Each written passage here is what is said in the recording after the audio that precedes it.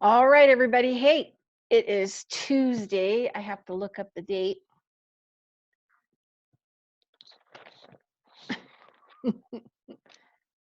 May 26th.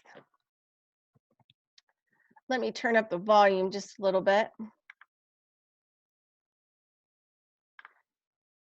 Just a tad. All right.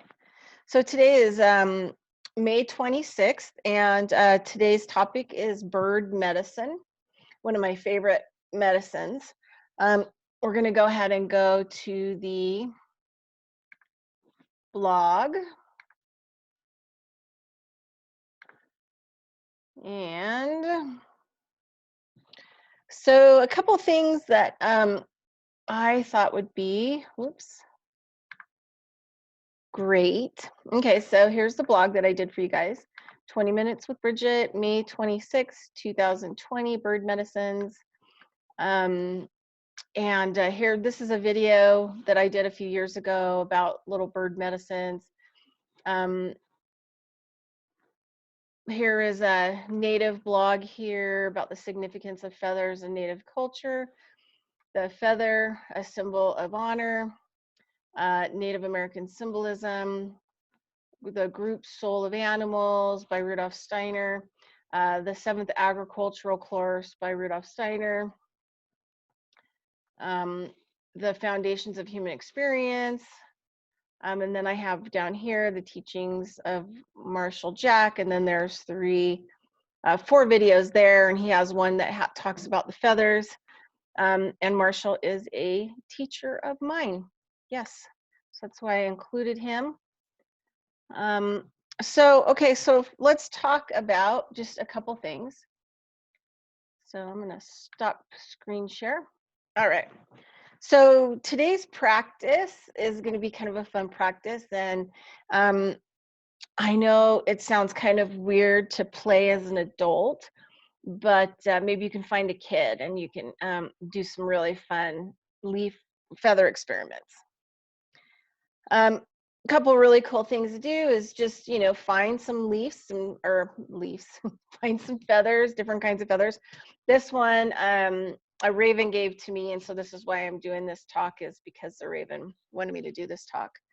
And the cool thing about feathers, right, there's lots of things that can be done with them, right? I can scoop off energy. Let's see. Like say I got some negative energy on me. Get rid of my negative energy, clean out my heart. But one really cool thing to do is to get some feathers. You can stand on a chair or a ladder and you can let the feather go. And then you can see like how its relationship is to the air.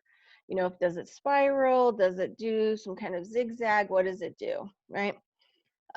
So this is kind of like the next couple of days to just acknowledge feathers and the role that they play in our world. And so a lot of people like to talk about like the butterfly effect, how something so small can come in and it can change all of the, geometrical structures in the air and the water, just the slightest movement.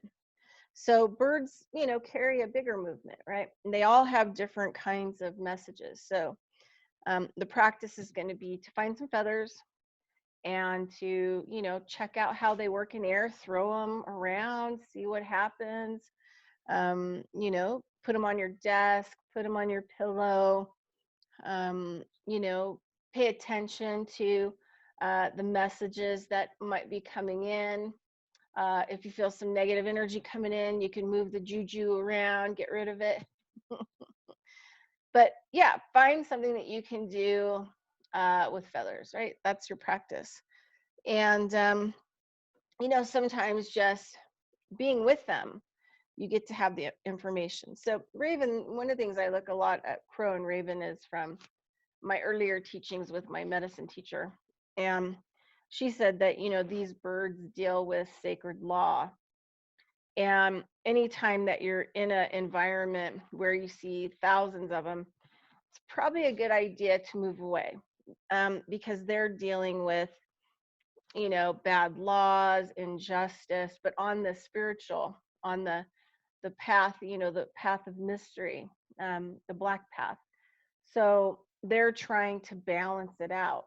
And while they're balancing it out, might be good to actually stay out of those vicinities. And back in my big climbing days, when I would go to a crag, even if it took us, you know, days to hike in, and there were a lot of crows or ravens in the area, especially on the rock structures, I refused to climb and I refused to be there. I just booked it right on out because I knew that something was going to happen, and there was going to have to, something would happen that would adjust the problems that were going on there, right? The energies that were going on there. So yeah, so I would just get the heck out. I just allow them to do the work and stay out of their way. And if they need my help, they let me know and I can help, kind of a thing. So, you know, if we talk about like Schallenberger's work, and the way that Victor Schallenberger saw things, in some really big studies that I've done with birds, I did a phenomenology series on birds, instructive, you know, it was a class that I took. And one of the things that you start to find is that birds have holes on them, you know, just like the holes of a ship, right? They also, these holes also help them to glide through the air, right? So birds have a relationship to the water and the elements, the air element, and all the elemental beings in the air and water. And Steiner would say that these animals, the birds, were developed by, you know, carbon, which created the forms, and silica that created the structures, and then the environment and the forces, all the other forces, right? So birds are lucky because they get to work with two types of elements, right? So it's a really important thing.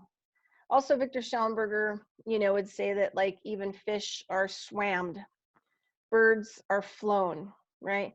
So because of the design that they have, they are natural to the environments and the elements.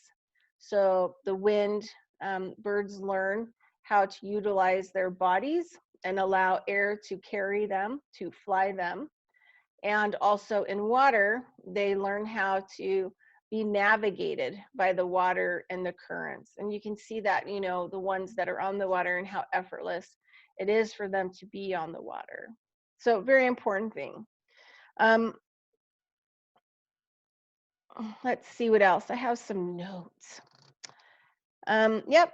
So, you know, the other thing that's really significant is Steiner's work on birds and insects and how they move the astral energy around the trees, and then they can actually take that energy up with them and carry it to other places. So not only do birds and insects have a lot to do with pollinating, but they also have a lot to do with being able to move energies around above us, right? From plant to plant, from tree to tree.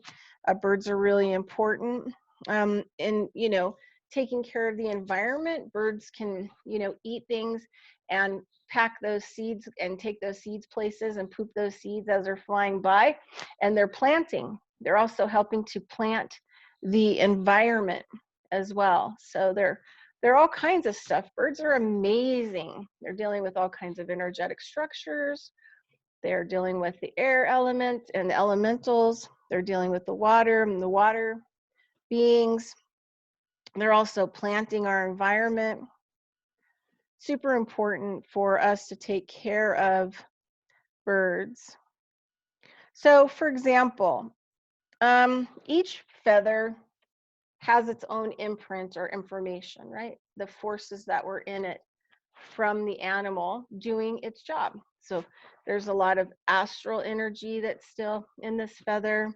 There's a lot of other, you know, there's calcium and silica. There's a lot of other factors, minerals, mineral kingdom that make up this feather. So say, for example, this is a raven feather, and I know that for a fact. So what kind of messages? Raven is an amazing messenger. it is always delivering messages. It's always carrying out messages, right? It will cluck until you pay attention to it. It is loud and vivacious for you to pay attention to it trying to tell you something. It's smart, it's brilliant, it has unbelievable intelligence. It's very community oriented, all of these beautiful things that Raven possesses. So I can carry this feather around, you know, I can touch myself with it, and it's going to imprint those messages into my energetic structure, right? It brings those energies and those messages and the data and the information into closer proximity. I like to put feathers and animal parts that I find, bird parts, into my compost making, because I bring those informations and medicines into that area. So something to really think about in, you know, feathers for ceremony, you know, cleaning energy. You can get your smudge out, your smudge bowl, and you can kind of help to clear the energy. All the different kinds of feathers you're going to be using are going to have different kinds of insight and information and data on how that signal goes out. And, you know, you can feel the pressure of air against the feather. So you can feel that it's moving, it's helping to assist and move and clear. So you can do that with smudge. Sometimes always cracks me up in the when Johnny Depp plays the Tonto, and you know he's always leaving a feather for a gift or whatever else. Cracks me up. I love that, you know, raven that he has on his head, and how sometimes it's alive and sometimes it's not, and you know, like that's a very raveny crow kind of medicine. You know, now they're there, now they're not, dealing with, you know, all kinds of different realities. So, but all birds are important, you know, and all the feathers are important, and all the medicines that they bring are important and vital. You know, finch, which we have a lot of, is brings increase, right? So, you know, bringing finch into your areas, you know, providing plants that have seeds and medicines are super important, especially natural stuff, and insects and stuff like that, to bring them into your area to help bring different kinds of medicines that you want to cultivate, you want to learn from, right? They're your teachers also. So they start moving the energy and you have to change, right? There's things that are going to be necessary. There's going to be lessons and teachings. So you have to be careful what you wish for, careful what you plant when you're bringing it in. So, you know, feathers in ceremony and cleaning and as an offering, you know, you like, sometimes I'll collect plant medicines. It just depends on what I've got. Sometimes I'll leave some water as a gratitude, sometimes tobacco, sometimes crunched up sage, sometimes, you know, beautiful like cornmeal from some of the native seeds and plants I've had. You know, sometimes I have little shells or, you know, whatever, and sometimes I have feathers. So I'll leave that feather, you know, there as an offering for, you know, gratitude for helping me to collect all the things that I did, right? So it's important. So I use them for that kind of a thing as well. So last thing, you know, I'd like to talk about is, you know, Steiner talks about how, you know, birds, before the human was developed and designed in this world, that all of the lower, you know, the beings had to decide in this world what components that they were going to take on for the karma imprint of the human, because the human being, as it develops into full consciousness and evolution, was going to be detrimental, was going to be horrible to this reality. I mean, that's part of the learning curve, right? Being the good human. So Steiner talks about how the birds took on our thought and mental karma. And what they do is, as it floats around, they capture it and then only when they die is it released. So sometimes, going out in nature and looking at the birds and being around the birds is really important and vital, because we need to keep their medicines around, because they help us to balance out our thought forms and our mood forms and these things that get mentally projected out. And without the birds, we don't have any hope of knocking and collecting that information, which means that those thoughts go out and they actually create things. They create behavior and violence and anger and hostility and um, mood swings and depression and a lot of these other types of things. And so we don't want to use birds to collect our karma, but we want to encourage birds, help birds to do their job with the human. And we also want to be a better human and not project those thoughts and the mental karma that needs to be collected, right? So we have to become more conscious about our behavior and what we are doing. Okay, so that's it. That's what I've got for you today. And go back and check out the videos on the blog, Conscious of Economics, coe-llc.com, and 20 Minutes with Bridgette, May 26, 2020, Bird Medicine. There's a lot of really cool stuff on there that you can travel down and learn from as well. And go find yourself some feathers, wave them around, throw them around, see what they do, how they move, how they move energy. Kind of, sometimes, in a lot of the shaman work that I've done, learning how to use elements for cleaning and clearing and understanding how energy can change or energy can move has to do with using tools. Watching water. What happens if I dam up water and I open the dam? Where does that water go? How does it move? How does it like to go?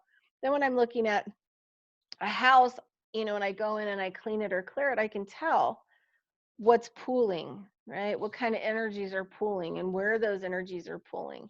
So it helps me to have like a left hemisphere approach, but then I also have the right hemisphere approach of where I can feel it.